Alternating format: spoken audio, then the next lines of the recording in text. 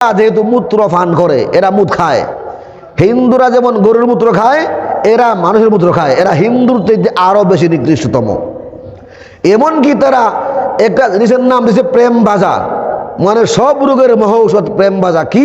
এরা মুত, পায়খানা, নারীদের বীর্য এবং মাসিকের রক্ত মিলাইয়া শুকাইয়া এটা বানাইয়া এটার নাম প্রেম বাজা। এটা খাইবা জীবনের সব রোগ কমে যাবে। রাজনৈতিক কোনো দল কোনো ব্যক্তি যদি সমর্থন করে, বুঝতে হবে এই লোকটার মাথা আসলে ঠিক নাই। কারণ দেশে বাউলের সংখ্যা 1% না। আপনি বাউলকে সমর্থন করিয়া 99% মানুষকে অসন্তুষ্ট করবেন, বুড়ের বাসা আপনার 0 হবে। ঠিক না? ঠিক। এজন্য মাথা ঠিক থাকলে কোনো দলের নেতা বাউল সমর্থন করতে পারে না, তাদের পক্ষে কথা বলতে পারে না। বরং এই সকল আউল ফাউল বাউলদের বিরুদ্ধে যারা প্রতিবাদ করেছে, তাদেরকে যারা ধর্মান্ধ বলে, তাদেরকে যারা জেলে জুলুমে কষ্ট দিতে চায়, এই সকল নেতারা আগামী নির্বাচনে বুড়ের বাক্সে 0 পাবে ইনশাল্লাহ। কিভাবে? আমরা ওদেরকে ভোট দেব না। আমার আল্লাহকে গালি দিলে তোমার দুঃখ লাগে না, আর বাবুল সরকারকে, আবুল সরকারকে জেলে দিলে তোমার দুঃখ লাগে, তাহলে তোমার কাছে আমার আল্লাহর চাইতে আবুল সরকারের দাম বেশি। তাইলে তোমাকে আমরা ঘৃণা করে প্রত্যাখ্যান করি। আল্লাহ পাক রব্বুল আলামিন আমাদেরকে এই সকল আউল বাউল ফাউলদের চক্রান্ত থেকে এই দেশের মুসলমানদেরকে, গোটা দুনিয়ার মুসলমানদেরকে হেফাজতে রাখার, ঈমান সংরক্ষণ করার তৌফিক নসিব করে সকলে বলি আমিন। ইয়া আইয়ুহাল মুদ্দাসসির কুম ফাআনজির وربك فكبر وثيابك فطهر والرجز فهجر ولا تمنن تستكثر ولربك فاصبر. بارك الله لنا ولكم في القرآن العظيم ونفعنا وإياكم بالآيات والذكر الحكيم. وعن إبراهيم بن عبد الرحمن العزرا رضي الله تعالى عنه قال رسول الله صلى الله عليه وسلم يحمل هذا العلم من كل خلف عدوله ينفون عنه تحريف الغالين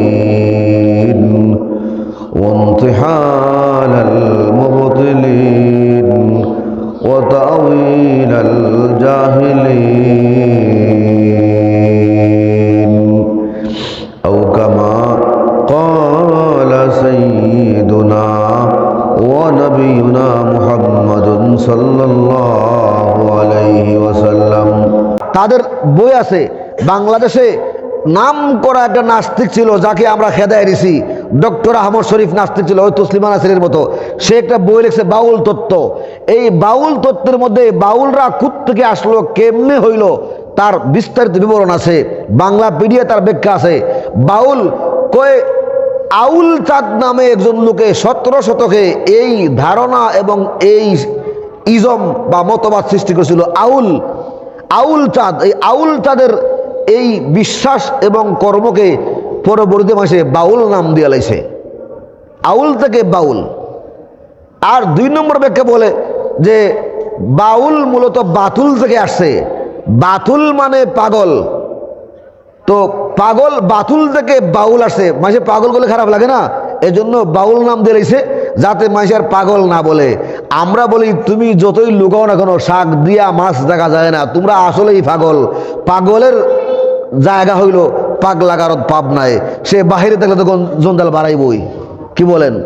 সরকার আবুল সরকারকে গ্রেফতার করেছে, তার জায়গা গ্রেফতার হইয়া জেলে থাকার জায়গায় তার মতো আরো যত লোক আছে, যত লোক আবুল সরকারের পক্ষে কথা বলবে, সবাইকে জেলে বইরা এই জনপদকে নিরাপদ করা সরকারের দায়িত্ব। ঠিক না? ঠিক। পাগল তো পাগলামি করবে, তো পাগলামি করলে তো জনগণের সমস্যা হবে না? এই পাগলামি থেকে জনগণকে বাঁচাইবার জন্য সবগুলি বাউলকে জেলে বইরা রেখে দেওয়া, তওবা করার আগ পর্যন্ত, শুদ্ধ হওয়ার আগ পর্যন্ত জেলে রাখা সরকারের দায়িত্ব বলে আমরা মনে করি।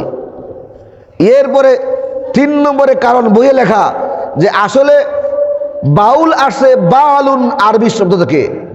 বালুন একটা শব্দ আরবিতে, এটা হইল সিরিয়ায় একটা প্রতিমা ছিল, মূর্তি ছিল, যে মূর্তির পূজা করা হইতো। এই মূর্তিটা আমি মোবাইলে ছবি আনছি, আপনারা হয়তো এটা দেখলে বুঝতে পারবেন যে তারা যে কোন মূর্তি, বাল মূর্তি। এই দেখেন মূর্তি, দেখেন মূর্তি, এই যে বাল মূর্তি। বাল মূর্তির মাথার মধ্যে মানুষের লিঙ্গর মতো একটা ঠেম দেওয়া আছে, দেখছেন এই মূর্তিটা?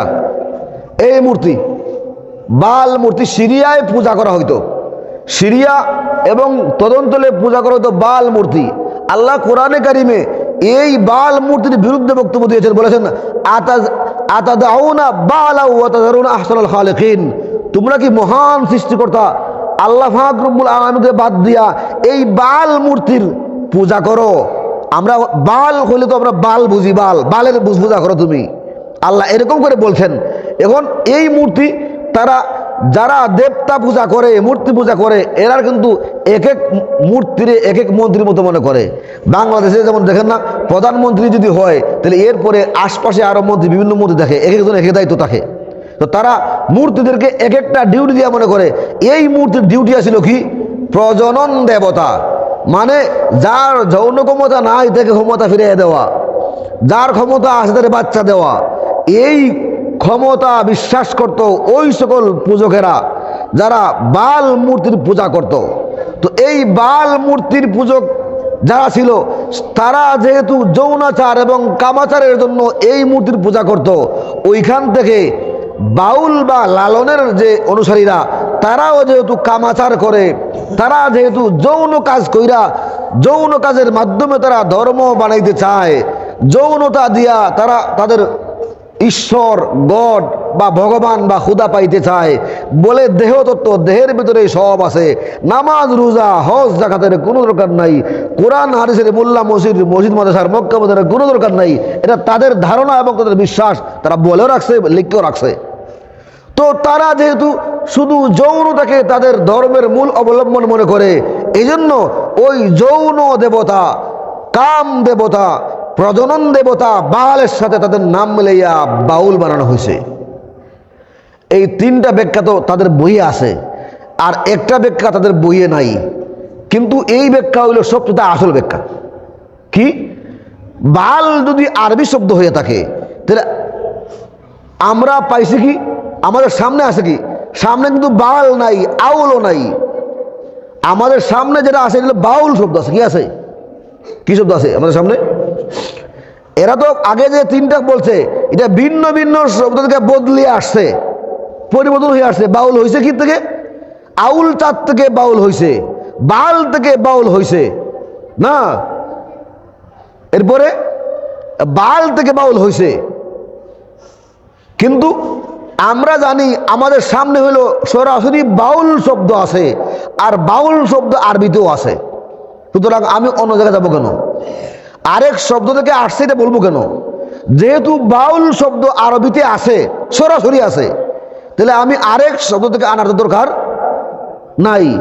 বাউল শব্দের শাব্দিক অর্থ হলো মূত্র। আল বৌলু মুতনা, বৌল মানে মুতা, মূত্র।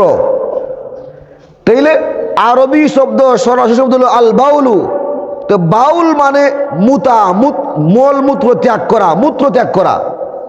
তো বাউল অর্থ যদি মুতা হয়, মূত্র ত্যাগ করা হয়, তাহলে বাউল মানে মূত্র। এখন আপনি মিলে এলেন এরা, নাউজুবিল্লাহ। তাইলে এই সকল মন্দ নিকৃষ্টতম আচার এবং আচরণ এবং শিক্ষা দীক্ষা যে মানুষগুলি করে, এদের নাম হলো বাউল। আপনি এই কথা মনে করবেন না যে এরা শুধুই নাচ গান করে আর শুধুই ফুর্তি ফার্তি করে, না। এদের একটা টার্গেট, একটা মিশন, একটা ভিশন আছে। গোটা দুনিয়ায় এদের কর্মকাণ্ড চালায় ইন্ডিয়ার সহযোগিতায়, ইন্ডিয়া সরকারের সহযোগিতায়। যেই জায়গায় মুসলমান আছে, কিছু মূর্খসূখ মুসলমান, এদের কোনোভাবে ইসলাম থেকে সরাই ফেলো। এই মূর্খসূখ হিন্দু আছে, হিন্দুত্ব থেকে সরাই ফেলো, তাহলে আলাদা একটা ধর্ম হয়ে গেল। তো আলাদা ধর্ম হইলে মুসলমানদের শক্তি একটু কমলো। কথা বুঝতে পারছেন? তাইলে যেহেতু সময় আর নাই, আগামী সপ্তাহে এই 2.5 ঘন্টার ছবিতে তারা কি দেখাইলো আপনারা পারলে দেখবেন, আর আমিও নোট করে আনছি। 13টা পয়েন্ট বোঝা যায় যে এরা এই ছবিটা কেন লাগি বানাইছে। তারা সকলে মিলা বাউল লালন ফকিরের জীবন নিয়া মনের মানুষ ছবিটা কেন বানাইছে, এটাতে কি বুঝাইছে, 13টা পয়েন্ট আমি লিখে আনছি। ইনশাল্লাহ আগামী জুমায় ওই 13টা পয়েন্ট শোনাই দেব। তাইলে বোঝা গেল এই বাউলদের কোনো কর্মকাণ্ডকে আমরা কেউ সমর্থন করতে পারি